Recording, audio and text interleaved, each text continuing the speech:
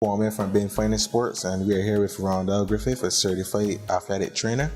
Rondell, certified athletic trainer, can you define what your job entails? All right, certified athletic training. In a snippet, in a nutshell, athletic training encompasses the injury prevention, the injury management, injury rehabilitation of general athletic injuries. It also entails general first aid, CPR and AED if necessary. It encompasses as well the psychosocial aspects of the athlete's life, because we tend to think of athletes as just individuals, but they also are impacted by other things around them. And here, more so in Barbados, I am the intermediary between, which would be the coach, the athlete, and maybe the doctor and the physiotherapist.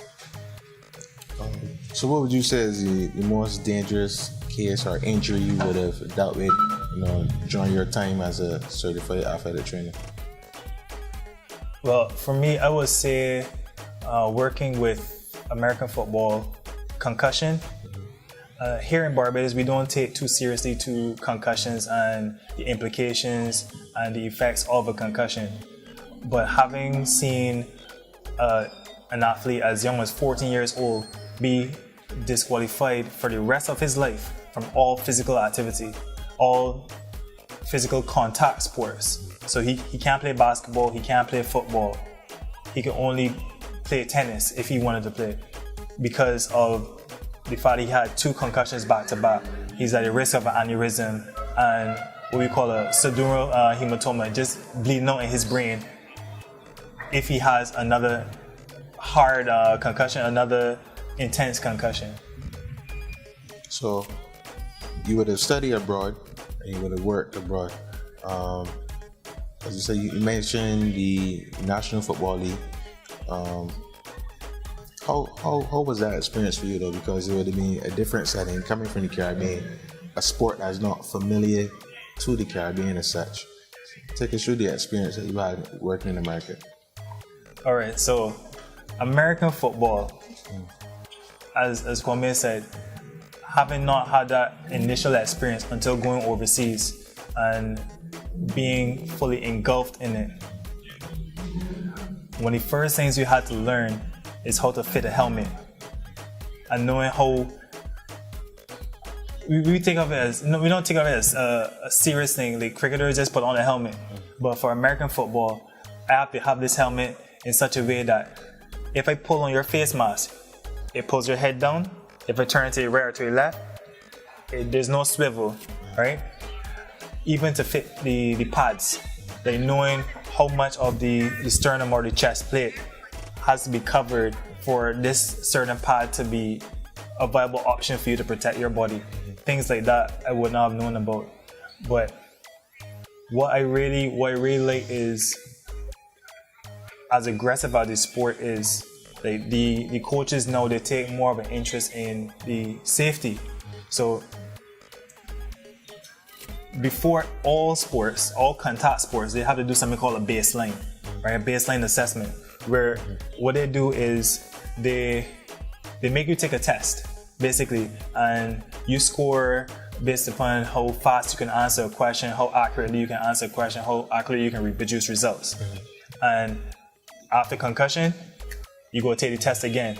So then you have a gauge as to where you are along the line. So that's something that was different for me because I never heard about baseline testing before. Another thing was heat acclimation, or what they call acclimatization. We live in the tropics. We're most often used to the heat.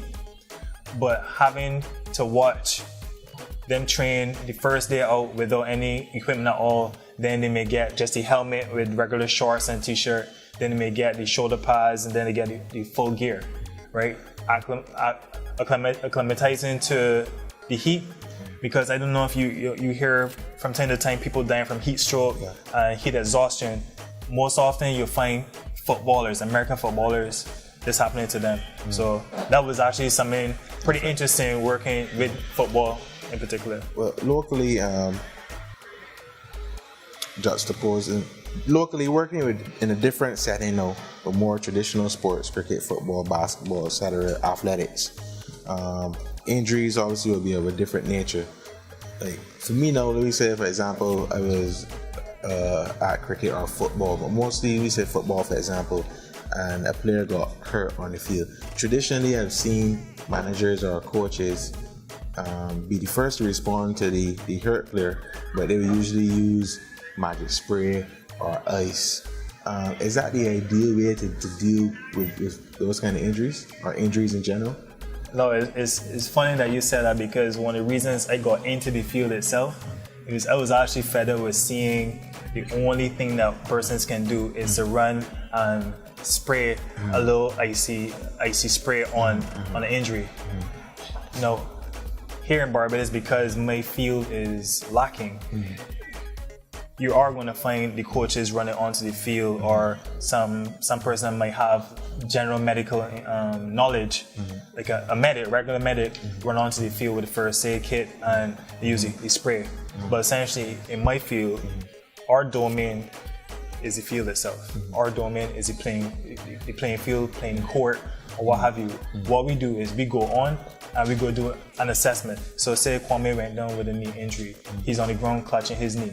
One of the first things we do, we check to see if the ligaments are stable, to see if there's any bony movement, if I hear any clicking, anything, any discoloration. That is called a clinical diagnosis. It's a clinical assessment. We call it a sideline assessment, because one, I will run onto the field. If I can get you off, then they do a full sideline assessment. But the initial assessment to see, okay, is this bad enough that he has to come off? If he has to come off, how long does he have to stay off? And it's a different process altogether. So instead of this happening and then you going off the field and the injury being more serious than it is because you want to play and they just put spray on you, no, I actually come and do a full assessment on the sideline and then determine if you actually going to go back on the field or not. You do think we have sufficient facilities and equipment to treat sporting injuries in most cases? Most definitely. And the issue isn't the lack of equipment or the lack of clinics or what's not. It is more of a mentality that it goes two ways. One, ignorance of the fact of how a small injury could turn into a major injury, which could turn into a career-ending injury. That's one. And then two, the part of the player who doesn't want to sit on the bench. So they're not going to report an injury until it becomes so bad that they can no longer play. So for you, at this stage of your career, is there any intent in going further in terms of a higher accreditation? Actually, right now I've been looking at some terminal doctorate programs in athletic training, still in my field, as well as pursuing a PhD in rehabilitation science, because for me, rehab, getting a person from being broke down basically back on the field is a real passion of mine. So I am looking at that. I always wanted to do physical therapy. It didn't work out in the way I wanted it, but I actually got myself still engulfed in the same kind of rehab field. But definitely on the cards is a doctorate in athletic training.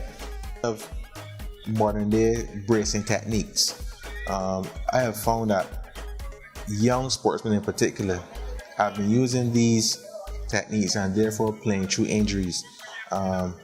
What is your take on younger athletes using these techniques to play through injuries as opposed to allowing injuries to heal? Okay, well, that is a two-edged sword in the sense that you don't want a case where an athlete might just stop altogether, because it does happen. A brilliant career and then an injury happens and then all of a sudden they stop. But at the same time, you don't want them to go on the other end where you go and play and every evening you go home, your knee balloons up like twice its size or what's not, just because you're putting on tape. Most often here you'll find persons using what we call kinesio tape. And by all means, kinesio tape, it does have its benefits, but at the same time, you don't want a case where you never rehab an injury, you're only using tape. You're buying tape, putting tape on all the time. The same way with regular athletic tape, or the white, blue, whatever color regular athletic tape to do ankles or wrists or what's not. In the same fashion, yes, it might help you during the injury, it might help you be able to play, it might help you be able to continue, but at some point in time, there needs to be a point where you sit down and get whatever injury is tended to. You need to do some kind of rehab. You don't have to go into a clinic. You can do rehab at home. There are very simple ways of doing rehab on your own at home. But don't let it just be a situation where you're just taping for the rest of your career. Take some time and fix it. Lastly, you alluded earlier to the fact that obviously there are not many enough trained people in your field, but what would you like to see done, especially at a more youthful age group level, to improve the standard of dealing with injuries and hurt athletes? All right. You know, this is a cliche. They say, for lack of knowledge, that the people could perish. For me, I think it's a case where people just need to know more about certain things. They need to understand, okay, coaches in general, more so, because coaches tend to push the athletes a little more at a younger age. They have to know when to dial back a little bit. If you see a person limping, don't shout at them and say, nah, push through the pain. They might be limping for a reason.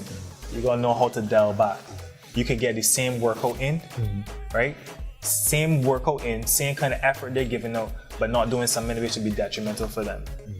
One thing that would really change the way how everything goes, and it might be a while before it actually goes on, but pre-screening, what you call in the high school, elementary, college, university in the United States, pre-participation physical examinations, right? You call it PPEs.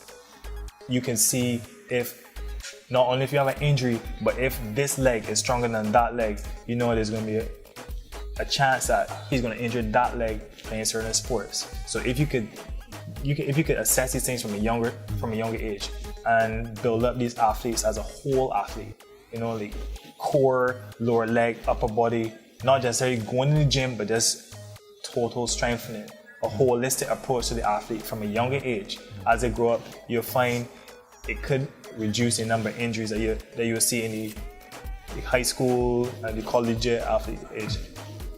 There you have Rondell Griffith, certified athletic trainer. Rondell, it was a pleasure talking to you, and all the best in your future endeavors. Thank you.